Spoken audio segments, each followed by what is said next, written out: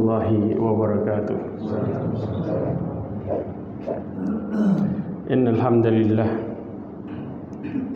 nahmaduhu wa nasta'inuhu wa nastaghfiruhu wa nastahdihi wa na'udzu billahi min shururi anfusina wa min sayyiati a'malina. Man yahdihillahu fahuwal muhtad wa man yudlil falan tajida lahu waliyyan mursyida. Asyhadu an la ilaha illallah wahdahu la syarika lah wa asyhadu anna Muhammadan abduhu wa rasuluh. Ballagha risalah wa adal amanah wa nasaha al-ummah wa tarakaha ala mahajjatil bayda lailuha kanahariha la yazighu anha illa halik. Amma ba'd. Ma'asyiral mu'minin rahimani wa rahimakumullah. Alhamdulillah, kita bersyukur kepada Allah Subhanahu wa ta'ala yang memberikan kita begitu banyak kebaikan, kenikmatan, terutama nikmat iman, nikmat Islam, nikmat sehat, nikmat yang selalu harusnya kita syukuri setiap saat, nikmat yang mendukung kita untuk selalu mendekatkan diri kepada Allah Subhanahu wa ta'ala dan menjauhi larangannya. Tapi banyak manusia yang hanya melihat nikmat itu dalam bentuk harta, padahal harta itu belum tentu mendukung, tergantung pemiliknya. Tapi ketika kita memiliki keimanan yang Allah berikan kepada kita, kemudian nikmat Islam, kita sebagai orang-orang muslimin serta diberikan kesehatan, maka kita dimudahkan untuk melakukan ibadah dengan tiga nikmat besar ini. Salawat serta salam kepada Nabi Muhammad sallallahu alaihi wasallam, khairul anbiya'i wal mursalin, sebaik-baik nabi dan sebaik-baik rasul. Ibnu Qayyim al-Jauzi meneruskan perkataannya. Ya. Kemarin kita membahas tentang bagaimana perkataan yang benar kepada Allah Subhanahu wa ta'ala, kebenaran datang dari Allah Subhanahu wa ta'ala. Nah, sekarang ada syubhat tentang orang-orang yang ragu sama Allah sendiri, sama zatnya. Ya. Terjadi enggak? Banyak ya ikhwah. Apa buktinya?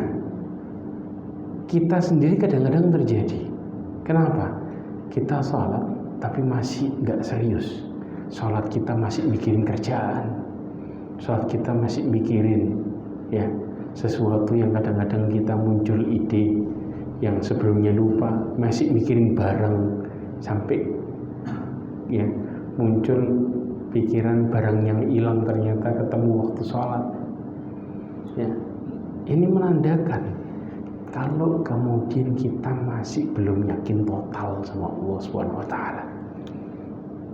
Jangan salah, ini bukan terjadi dengan orang ateis saja, tapi terjadi dengan kita yang mengaku muslim, mengaku yakin sama Allah, pada prakteknya masih belum yakin total.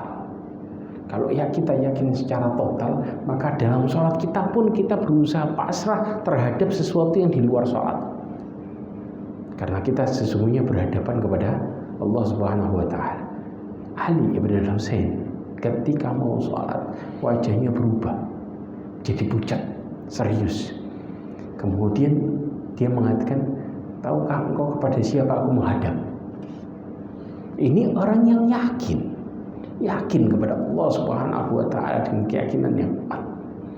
Nah, insya Allah orang keraguan-keraguan ini akan kita patahkan insya Allah bi'idznillah dengan syubhat-syubhat yang ada, dan kita bantah dengan syubhat itu.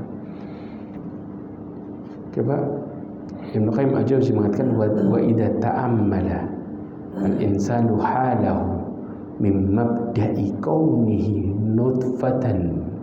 Manusia ini bisa yakin kepada Allah kalau dia berpikir dari pertama kali pada waktu masih kecil atau masih bayi atau masih belum wujud. Kadang-kadang mereka berpikir dalam posisi yang sekarang, ketika mereka sudah kuat badannya, kemudian ketika mereka sudah dalam posisi mapan dunianya, baru kemudian memikirkan dan tidak percaya sama Allah. Maka semua orang akan mudah mengingkari perkara ini kalau dalam posisi seakan-akan nggak butuh.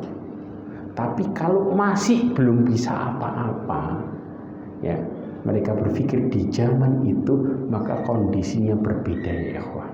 Makanya Ibnu Qayyim al-Jauziyah mengatakan kalau seseorang memperhatikan kondisinya dari pertama dia masih dalam bentuk mani ila hini kamalihi, sampai kepada bentuk manusia sempurna satu.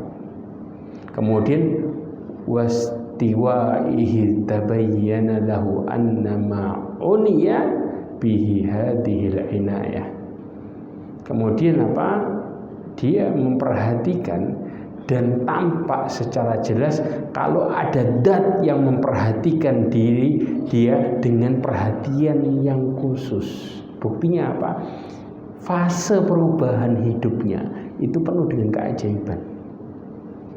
Dengan rapi itu fase berubah sampai jadi manusia. Manusia pun dalam posisi masih bayi yang belum bisa apa-apa, yang kata orang masih polos. Tiba-tiba mulai ngelihat orang, mulai bisa ngesot, mulai bisa berangkang, tiba-tiba jalan. Ini menunjukkan apa? Kalau pada waktu mulai bisa berangkang kemudian menuju jalan, orang kaget, loh bisa jalan. Kenapa? Karena orang tuanya ya tidak berbuat apa-apa kepada dia, tapi Allah yang memberikan fitrahnya. Maka orang tuanya nggak tahu kapan dia bisa jalan. Ada seorang anak yang sampai umur 2 tahun nggak bisa jalan, betul nggak? Banyak. Dan orang tuanya risau, loh kok masih belum bisa jalan? Ya, tiba-tiba dalam waktu yang tertentu tiba-tiba bisa jalan. Ini menunjukkan orang tuanya, bukannya orang tuanya yang bentuk. Ya. Kemudian seseorang mengatakan bahwa dirinya manusia terjadi begitu saja, ini terbantahkan juga. Kalau begitu saja, kenapa kemudian orang tua tidak bisa menebak bagaimana anaknya? Ya. Kemudian apa? Yang tidak bisa bicara, anaknya melihat tiba-tiba mulai bisa berbicara. Berbicara pertama kali orang tuanya juga kaget. Berarti apa? Ada zat yang memperhatikannya secara khusus. Ya. Fase inilah yang menunjukkan di mana manusia tidak bisa berbuat apa-apa sekelilingnya. Ya. Allah Subhanahu wa ta'ala yang memberikannya pelajaran, yang memberikannya apa? Perhatian khusus sehingga terjadi sebuah perubahan. Kemudian ya, wasarrafahu fi hadhil atwar, dan juga Allah Subhanahu wa ta'ala membentuknya dalam berbagai bentuk. Contoh, pada waktu bayi masih lucu, setelah besar ya, orang mau mengatakan bayi imut-imut, besar amit-amit katanya. Ya, perubahan orang nggak bisa nebak sampai muncul aplikasi. Seakan-akan apa? Aplikasi itu bisa nebak wajah manusia ketika tua. Ternyata antara aplikasi dengan kenyataannya jauh. Ya, kenapa? Karena Allah yang bentuk, bukan kita yang kemudian membentuk wajah kita sendiri. Terkadang orang-orang sekitar kita kaget, bapak ibunya putih, anaknya hitam. Jangan pernah kemudian mengatakan anak tetangga. Lah. Kenapa? Karena Allah Subhanahu wa ta'ala yang membentuk, yang memberikan gini itu. Ada bapak ibunya hitam, anaknya putih. Niru siapa ini? Katanya, subhanallah. Lihat ya ikhwan, bagaimana kemudian Allah Subhanahu wa ta'ala membentuk dengan sebaik-baik bentuk. Maka nggak ada istilahnya kita mengatakan orang itu jelek. Karena kalau kita mengatakan itu sama saja kita menghina ciptaan Allah Subhanahu wa ta'ala. Allah mengatakan apa? Laqad khalaqnal insana fi ahsani taqwim. Ahsani taqwim. Manusia, makhluk yang paling sempurna adalah manusia. Paling sempurna. Kenapa? Karena satu-satunya makhluk yang Allah bentuk dengan tangannya sendiri cuma manusia toh. Yang lainnya Allah mengatakan kun fayakun. Illa manusia. Allah bentuk, kemudian Allah tiupkan di kepadanya roh. Jelas ya ikhwan. Jadi kalau kita kemudian menghina orang, maka kita berarti menghina ciptaan Allah SWT yang terbaik. Kemudian saya lanjutkan lagi. Maka di sini la yaliqu bihi ayyuhmilahu wa yutrukahu sudda. Dikatakan enggak pantas kalau kemudian dengan semua kesempurnaan yang Allah ciptakan seperti ini, dan yang menciptakannya kemudian tiba-tiba apa? Mengabaikan ciptaannya. Berarti apa? Disuruh jalan sendiri, disuruh hidup sendiri. Jelas ya? Artinya oke, ada yang menciptakan, tapi setelah itu berjalan dengan sendirinya, nggak ada aturan. Nggak mungkin. Nanti saya akan kasih bagaimana cara membantah model kayak gini. Ya. Kemudian juga wa yutrukahu sudda, dan membiarkannya begitu saja tanpa apa? Tanpa ada perintah atau larangan, atau la yu'arrifuhu bihuquqihi alaih, atau tidak mengenal hak-hak penciptanya. Ya. Maka kadang-kadang seseorang manusia mengatakan, manusia kalau sudah diciptakan dia berjalan dengan sendirinya, tidak ada namanya aturan dan sebagainya. Hidup ini bebas. Sama dengan ketika dia menganggap bahwa penciptanya kemudian tidak peduli sama yang diciptakan. Keyakinan ini yang kemudian terjadi. Ya. Kemudian wala yuthibuhu wala yu'aqibuhu, dan enggak ada balasan berupa kebaikan dan enggak ada adab terhadap kesalahan. Jelas? Mereka yang berkeyakinan seperti ini, walau ta'ammal abd haqqat ta'ammuli, kalau seandainya seseorang memperhatikan dengan seksama, dengan serius, lakana kullama yubsiruhu wa ma la yubsiruhu dalilan lahu ala tauhid wan nubuwah wal ma'ad. Bahwa apa yang dilihatnya dan apa yang tidak dilihatnya, yang dohir dan yang gaib, merupakan bukti adanya Allah Subhanahu wa Ta'ala dan adanya Rasulullah, kebenaran perkataannya, serta adanya hari pembalasan. Jelas di sini. Nanti kita juga akan jajan tentang perkara ini. Ya, Quran ya menjelaskan secara jelas bahwa sesungguhnya Allah Subhanahu wa Ta'ala berfirman di dalam surat Al-Haqqah ayat 38 sampai 40. Fala uqsimu bima yubsiruna wa ma la yubsirun innahu laqaulu rasulin karim. Allah berfirman, maka aku bersumpah dengan apa yang kamu lihat dan apa yang kamu tidak lihat. Sesungguhnya Quran adalah benar-benar wahyu yang Allah turunkan kepada Rasulnya yang mulia. Ya. Kemudian wadakarna, kata Imam Ibnu Qayyim, wadakarna tarfan min dalika, dan kami menyebutkan di satu sisi dari itu adalah di mana kebukti kebenaran adalah di mana ada di diri kita masing-masing. Bukti adanya Allah adalah adanya diri kita. Itu bukti jelas. Allah berfirman di dalam surat Ad-Dariyat ayat 21, wa fi anfusikum afala tubsirun. Ada di dalam diri kalian, apakah kalian tidak melihat, memperhatikannya? Maka kecerdasan Allah memberikan kita akal di mana, subhanallah ya ikhwah. Dalam surat Al-Ankabut ayat 65. Ya. Sebenarnya fitrah ini terjawab dengan jelas dalam posisi itu.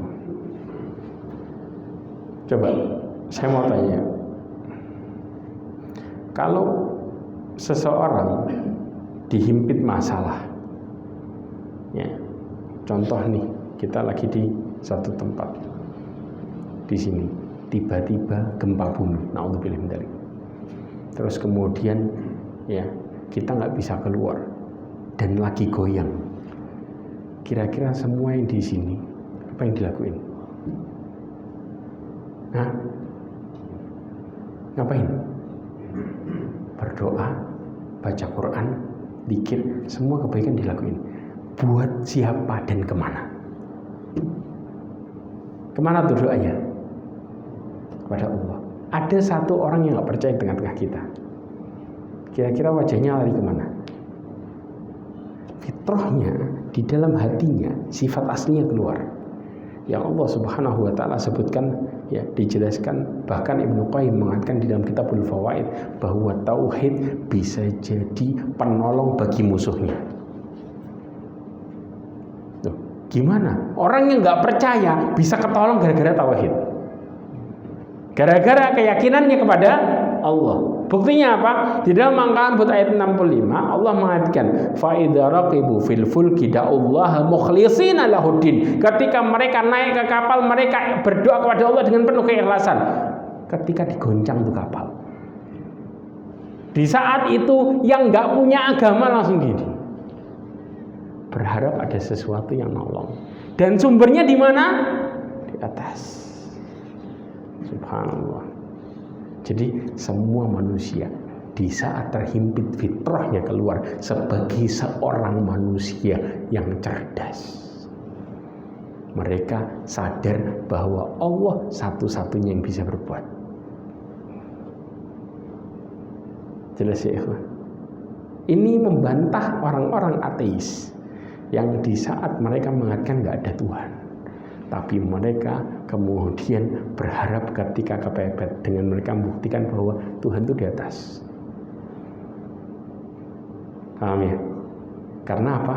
Mereka berdoanya sambil ke atas, wajahnya otomatis naik. Ada orang yang berdoa gini, ada. Ketika kepepet kita bicara, kepepet, kita nggak bicara orang yang selamat. Paham? Sambil, maka mereka pun juga dalam posisi itu nggak sempat melihat ke kanan dan ke kiri. Bagaimana Allah buat mereka menjadi orang-orang yang khusyuk ketakutan. Maka di saat itu sempat nggak mikirin keluarga, gak. Orang yang dicintainya tidak, sekitarnya tidak.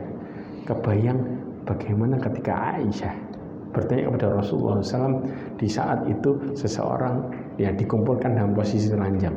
Wahai Rasulullah, apakah satu dengan yang lainnya aku melihat? Kata Rasulullah, perkaranya lebih berat daripada itu. Persis kayak kita lagi kena masalah yang besar dan kita berharap sama Allah. Kita nggak sempat sadar lihat sebelahnya karena tegangnya luar biasa. Sama ketika di padang mahsyar manusia dalam posisi memikirkan dirinya masing-masing berharap sama Allah. Dan mereka nggak sempat melihat sebelahnya karena kepalanya yang penuh dengan ketakutan. Fitrahnya keluar. Belum ke padang mahsyar kita sudah terjadi di sini. Maka kemudian Allah mengatakan falamma najahum ilal barri idahum yusyrikun. Ketika mereka selamat sampai di darat, mereka kembali lagi menyekutukan Allah atau bermaksiat. Benar nggak? Ingat sama nangisnya. Ingat sama doanya. Ingat sama harapannya. Bagaimana mereka kemudian berharap hanya kepada Allah. Semua lupa. Kenapa? Karena selamat. Sudah nggak butuh lagi. Na'udzubillah min dzalik. Lihat ya ikhwah, bagaimana fitrah itu muncul kemudian hilang. Berarti hilangnya fitrah karena apa?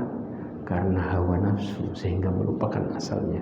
Makanya kemudian Allah Subhanahu wa Ta'ala mengatakan dalam surat Al-Isra ayat 67, Allah menjelaskan cara lebih detail lagi, dan Allah menutup kata-katanya wa kanal insanu kafura. Manusia itu ingkar, ya, tidak mudah berterima kasih, ya, sampai dikatakan manusia itu tidak berterima kasih, susah. Itu yang disebut dengan apa? Kafura. ingkarnya luar biasa. Nah, ma'asyiral mu'minin rahimani wa rahimakumullah. Maka dari sini Allah Subhanahu wa taala menjelaskan keberadaan Allah di dalam Al-Qur'an. Yang pertama di dalam surat Maryam ayat 67. Allah mengatakan awala yadhkurul insanu anna khalaqnahu min qablu wa lam yaku syai'a.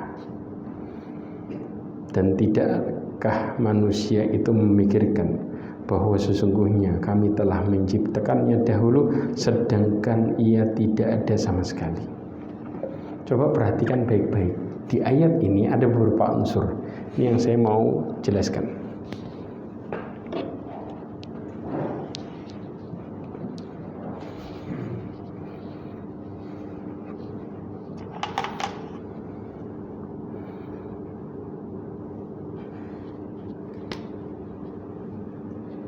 Yang pertama, ya, manusia itu diciptakan.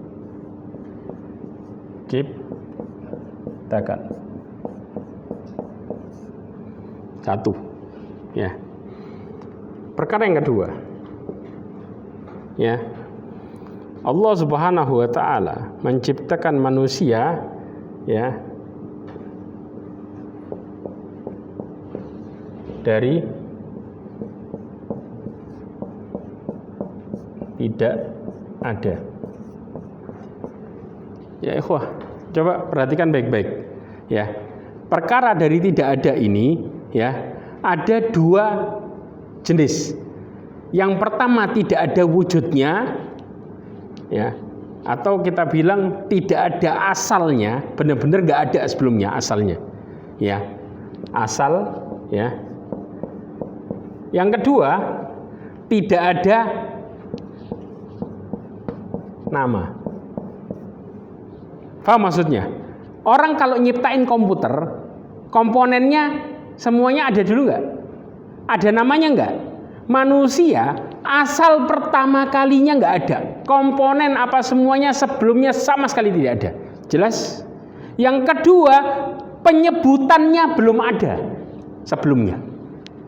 Bahkan dari komponen dari mulai, ya, mani, sebutan mani, ya, munculnya semua itu setelah diciptakan. Hati, darah, tulang, semuanya muncul setelah diciptakan. Subhanallah. Allah Subhanahu wa taala, ya, menjelaskan tidak adanya sama sekali dengan tidak ada asal dan namanya. Namanya pun tidak ada.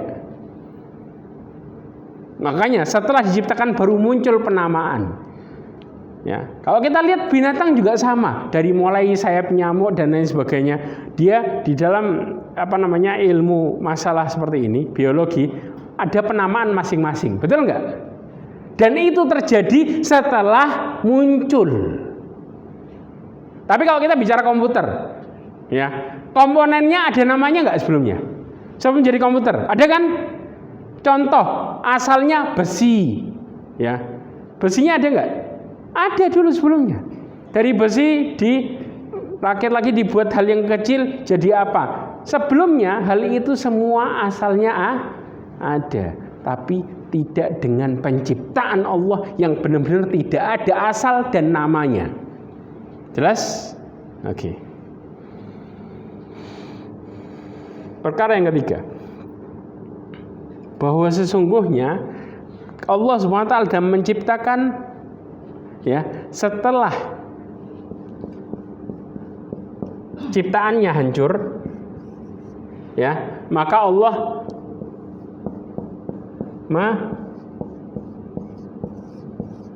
menyusunnya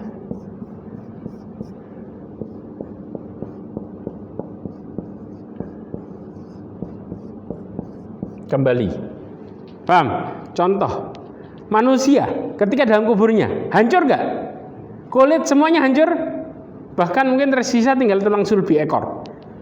Jelas? Kemudian Allah bangkitkan dan tumbuh kembali. Pertanyaannya, bisa nggak manusia menghancurkan, luluhkan komputer? Luluh habis, kemudian dirakit lagi. Bisa? Inilah bagaimana kemudian Allah Subhanahu wa taala menciptakan perkara ini. Coba perhatikan dalam hal ini, ada yang bawa Quran enggak?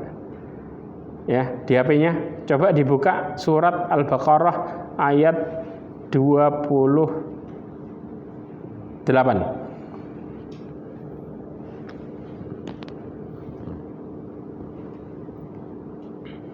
Dibaca artinya aja.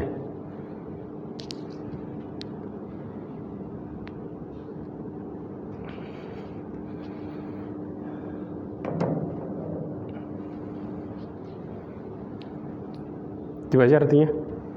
Ada yang dapat? Ya.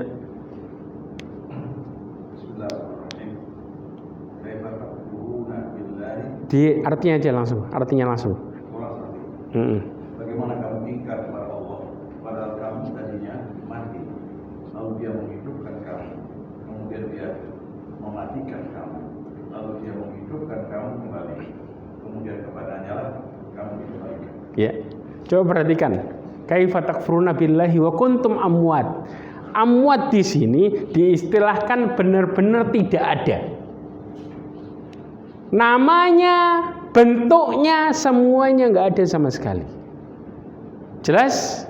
Kemudian Allah ciptakan kita lahir besar sampai tua. Betul? Ya. Kemudian Allah menghidupkan kita. Tsumma yumitukum. Kemudian dimatikan. Dalam posisi dimatikan di kuburan dalam posisi hancur. Tsumma yuhyikum. Kemudian dibangkitkan lagi dengan kembali disusun secara sempurna. Baru kemudian Allah pertanggungjawabkan amalan hambanya tadi, yaitu di padang mahsyar, di hari kiamat, mulai proses. Jelas ya ikhwah? Ini bagaimana kemudian Allah Subhanahu wa taala menciptakan perkara ini. Ya. Dan ini manusia, oke. Ada binatang. Al-Baqarah 260.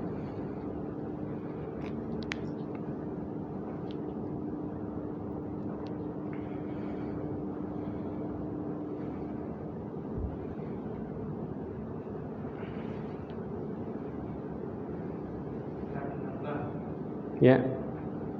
Ketika Ibrahim berkata, "Ya Tuhanku, perlihatkanlah kepadaku bagaimana Engkau menghidupkan orang-orang mati." Ya. Allah berfirman, "Belum yakinkah kamu?" Ibrahim menjawab, "Aku telah meyakinkannya, akan tetapi agar hatiku tetap mantap dengan iman itu." Allah berfirman, "Kalau demikian, ambillah keempat ekor burung lalu cincang semuanya olehnya." Allah berfirman, "Lalu letakkanlah di atas tiap-tiap suatu bukit satu bagian dari bagian-bagian itu. Kemudian panggillah mereka, niscaya mereka datang kepadamu dengan segera. Dan ketahuilah bahwa Allah Maha Perkasa lagi Maha Bijaksana." Apa maksudnya? Nabi Ibrahim pada waktu itu meminta kepada Allah Subhanahu wa taala menunjukkan bagaimana cara Allah menghidupkan yang mati. Ya akhwah. Hancur dihidupin. Ya. Kemudian Allah Subhanahu wa taala mengatakan, apakah engkau enggak beriman? Allah berfirman, wa id qala Ibrahim rabbi arini kaifa tuhyil mauta. Qala awalam tu'min. Apakah engkau enggak beriman? Kata Nabi Ibrahim, qala bala walakin liyatma'inna qalbi. Tentu aku beriman, akan tapi untuk membuat hatiku tenang. Tenang di sini yang disebut dengan membuat keimanannya hakul yakin.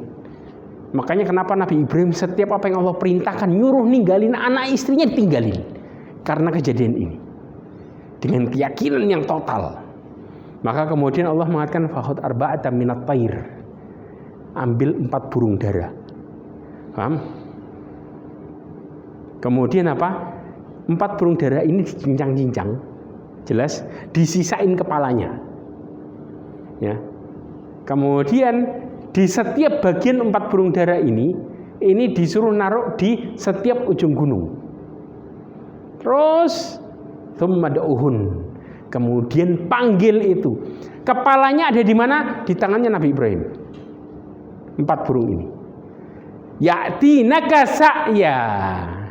Mendatangimu dengan segera. Tahu kejadiannya? Itu 4 burung dara dari ujung-ujung tadi, komponennya semua pada terbang di depan Nabi Ibrahim dan menyatu sendirinya tanpa kepala di depan Nabi Ibrahim satu-satu. Dari mulai darahnya balik lagi semuanya, kayak film yang diputar balik.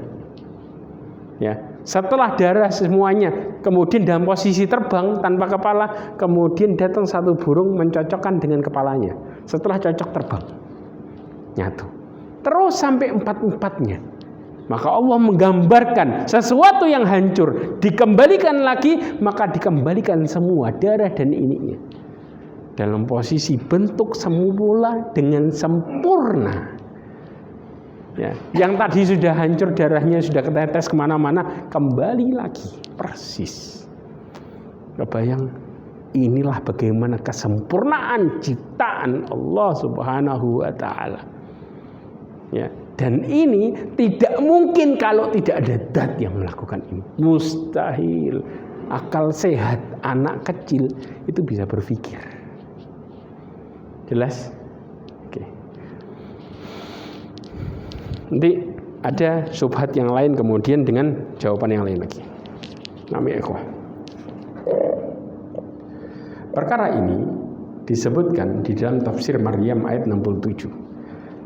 Syekh Abdurrahman Ibn Nasir As-Sa'di mengatakan, tidakkah dia mengalihkan pandangan dan mengingat-ingat kondisi awal dirinya?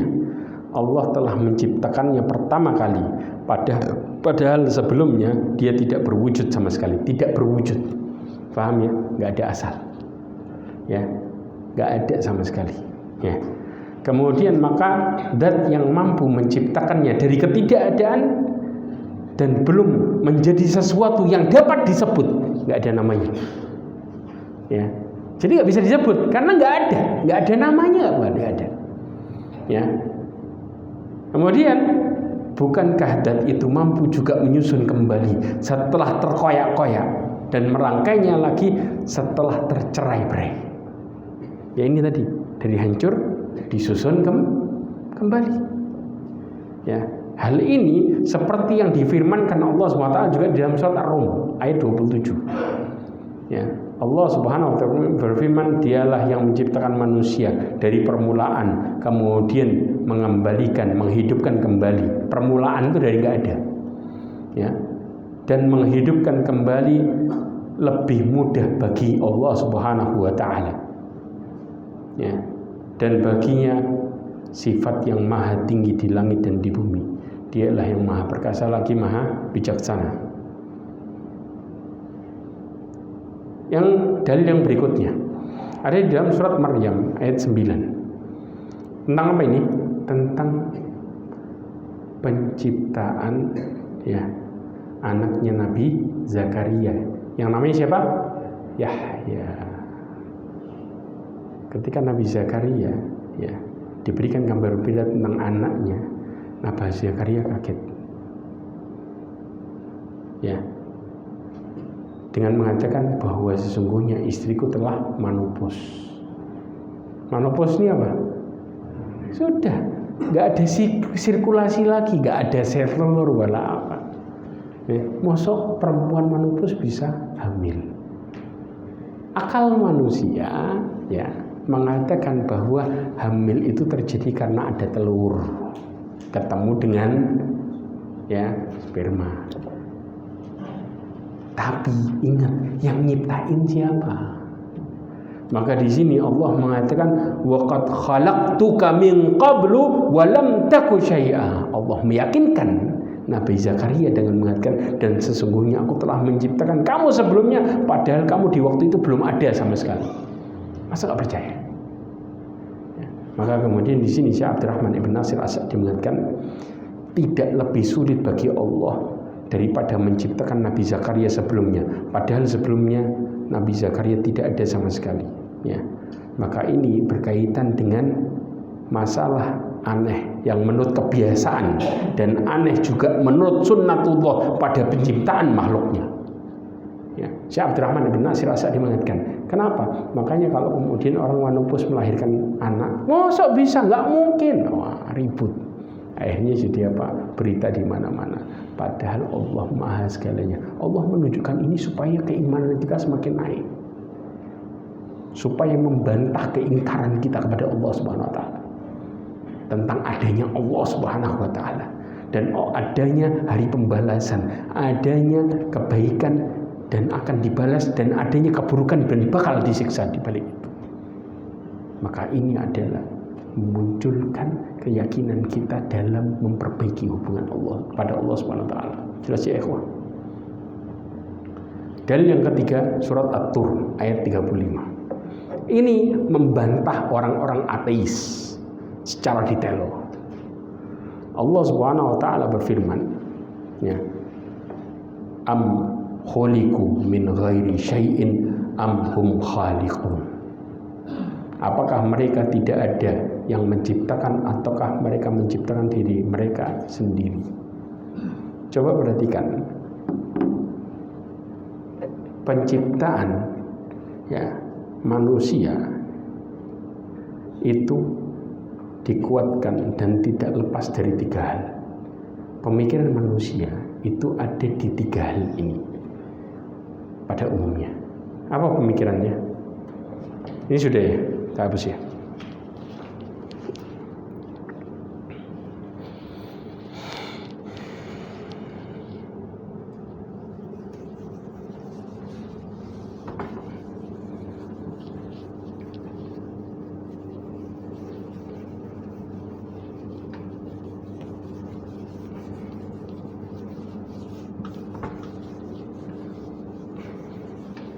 Oke.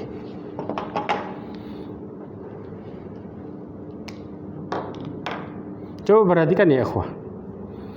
Manusia kadang-kadang memikirkan tentang ciptaan.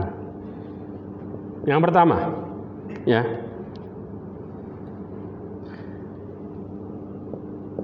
ada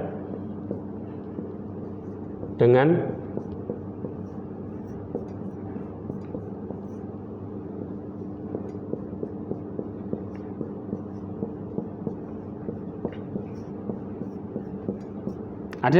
sendirinya. Apa maksudnya? Berarti nggak ada yang nyiptain. Artinya dat itu muncul dengan sendirinya. Semua seakan-akan mereka mengatasnamakan alam, fenomena alam yang semuanya muncul dengan sendirinya, tumbuh dan lain sebagainya, berkembang, hancur. Ya, tidak ada yang menciptakan dan mengatur. Satu. Ya, ini yang kadang-kadang orang-orang yang tidak memiliki agama, ya, mereka mengatakan dengan perkara ini. Jelas? Dua. Ya, yaitu apa?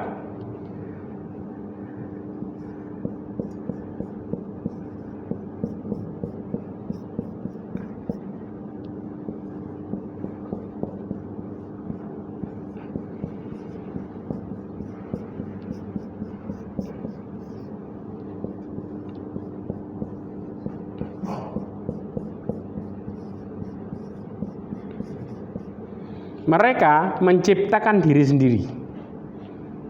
Ya. Kenapa? Terjadi bahwa manusia tumbuh, ya, karena menciptakan diri sendiri. Kenapa? Makan, ya. Kemudian makanan yang sehat ini dan sebagainya, dirinya tumbuh dengan baik. Kalau makanan dan pendukungnya baik, ya. Kalau enggak, maka mereka tumbuhnya juga buruk. Tapi pada dasarnya mereka tidak diciptakan, tapi menciptakan sendiri. Ini juga terjadi, ya, sama orang-orang Qadariyah. Orang-orang Qadariyah mengatakan bahwa manusia itu menciptakan takdir buruknya sendiri. Ya, makanya disebut dengan apa? Majusi. Takdir baiknya itu Allah yang menciptakan, takdir buruk manusia menciptakan sendiri. Sama, modelnya kayak mereka menciptakan dirinya sendiri, sebagian ataupun secara total. Paham di sini? Ini keyakinan yang kedua. Kalau kemudian yang pertama, yang kedua tidak terjadi, maka otomatis yang ketiga ada yang menciptakan menciptakannya. Jelas? Ada zat yang menciptakan. Paham ya, ikhwah? Jadi ada kondisi pertama, kondisi kedua, kondisi ketiga. Kondisi pertama, ya, dan kedua terbantahkan, ya, dengan apa? Kita kalau nemuin orang-orang ateis yang mereka berpikir dengan yang pertama, yang kedua, cara bantahnya gimana? Disebutkan oleh Al-Imam Abu Hanifah. Tahu ya? Imam Abu Hanifah pernah mengatakan dan menghadapi orang-orang yang seperti ini di dalam kitab Ma'arijul Qabul.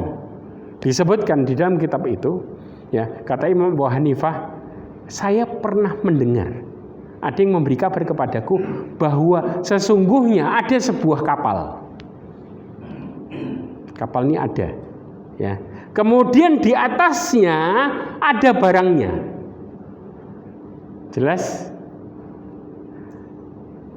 Ya. Kemudian kapal itu bergerak, berjalan melewati apa? Melewati ombak dengan selamat dan berjalan dengan penuh ketenangan sampai kepada tujuannya. Kemudian barangnya diambil dan kapalnya kembali lagi dan tidak ada yang mengendalikan sama sekali. Kira-kira kalau kita diceritain kayak gini, apa yang kita katakan?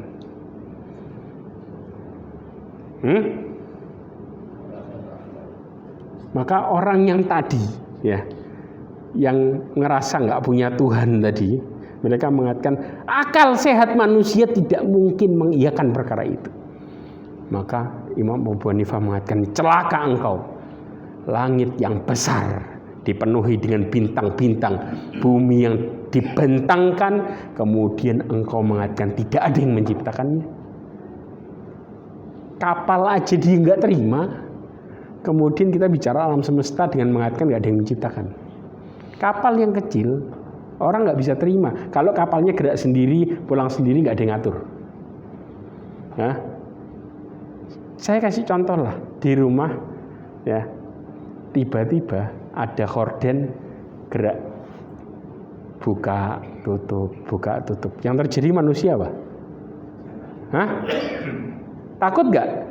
Karena mereka yakin ada yang gerakin. Betul nggak? Ini masalah kecil loh, horden. Ya, jangan-jangan setan.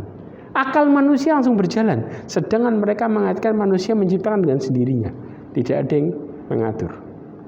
Manusia melihat itu ketakutan karena mereka tahu itu nggak mungkin gerak sendiri. Nah, paham di sini? Maka semua yang menentang tidak adanya Allah terbantahkan dengan perkara yang sepele. Jelas? Ini cara kita untuk meyakinkan diri kita juga bahwa Allah itu ada dan pasti membalas semua apa yang kita lakukan di dunia. Dengan pemikiran yang seperti ini, ikhwan. Dan ini juga disebutkan di dalam tafsir tadi, ayat yang saya sebutkan barusan, At-Tur ayat 35. Dalam tafsir, ya, Abdurrahman As-Sa'di menjelaskan 3 perkara ini tadi. Jelas?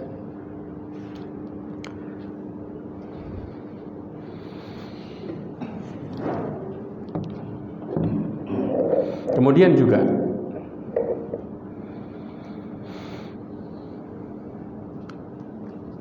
terjadi sebuah dialog ketika ada orang Arab Badui ditanya. Apa pertanyaannya? Bagaimana engkau mengetahui Tuhanmu? Bagaimana engkau mengetahui Tuhanmu? Arab Badui, pedalaman, orang pedalaman, bukan orang pinter, bukan orang terpelajar, bukan orang. Mereka hidup di pedalaman yang kemudian pindah-pindah. Paham ya? Ya. Kemudian dia mengatakan jejak kaki unta menunjukkan adanya unta. Jelas? Kemudian jejak perjalanan menunjukkan adanya orang yang melakukan perjalanan. Ini yang ngomong Arab Badui. Ya. Kemudian langit yang memiliki bintang-bintang, bumi yang memiliki jalan yang lapang, lautan yang berombak, bukankah semua itu menunjukkan zat yang lembut dan maha mengetahui? Subhanallah. Maka dari sini, ikhwan, makanya Kenapa disebutkan? Coba dibuka surat Al-A'raf. Al-A'raf ayat ke-17.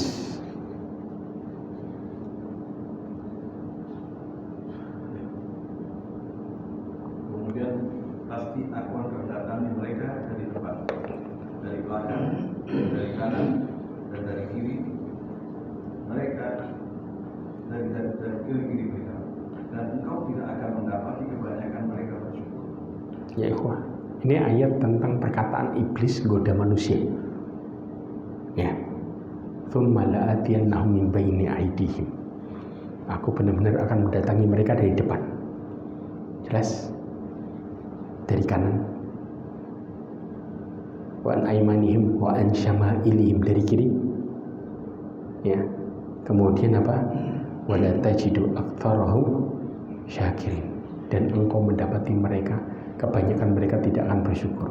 Pertanyaannya, kenapa iblis kok nggak ngomong dari atas? Subhanallah. Kejawab sudah. Kenapa? Ibnu Abbas mengatakan karena rahmat Allah turun dari atas.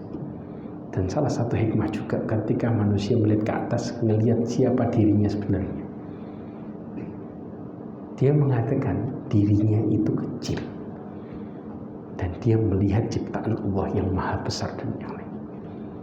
Maka kalau kemudian dia menyombongkan diri dan mengatakan saya tidak ada yang menciptakan, saya ini muncul dengan sendirinya. Ketika mereka melihat ke atas, fitrahnya kelihatan. Subhanallah. Ini jelas. Makanya kenapa iblis tidak mungkin menggoda manusia dari atas. Jelas ya di sini. Ini pelajaran yang besar bahwa bagaimana Allah Subhanahu wa taala meyakinkan kita tentang adanya Allah Subhanahu wa taala. Pernah kejadian seorang ulama didebat dengan orang-orang filsafat. Ya, yang mereka meyakini kalau Allah ada, mana bentuknya? Enggak ada. Kemudian ulama tersebut apa? Diambil sendalnya, ditampar pipinya. Kaget dia. Loh kenapa? Saya mau tanya. Sakit. Gimana bentuknya sakit? Bingung dia. Sakit bentuknya gimana? Terasa. Allah itu ada. Ya. Engkau bisa merasakan bagaimana Allah dengan ciptaannya, dan engkau tidak melihat sebagaimana engkau merasakan rasa sakit itu tadi. Simpel, kita rasa sakit itu, sakitnya ada. Kalau ditanya bentuk sakit, ada yang bisa jelasin bentuk sakit ya? Bentuk bulat, walaupun panjang, segitiga, nggak bisa.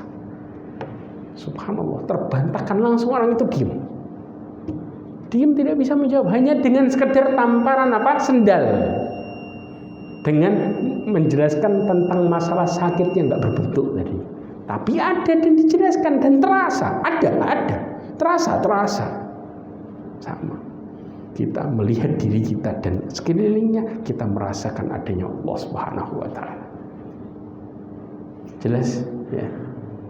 Mudah-mudahan dengan semua ini kita bisa semakin yakin kepada Allah Subhanahu wa taala dan meyakinkan diri kita dan menjauhkan diri kita dari rasa ragu kepada Allah Subhanahu wa taala. Dan mudah-mudahan Allah SWT di balik semua ini menambahkan keimanan kita, menambahkan ketakwaan kita kepada Allah SWT, serta mudah-mudahan Allah menutup hidup kita dengan husnul khatimah. Ini yang bisa saya sampaikan, kurang lebihnya mohon maaf. Subhanakallahumma wa bihamdika asyhadu an la ilaha illa anta astaghfiruka wa atubu ilaik. Wassalamualaikum warahmatullahi wabarakatuh.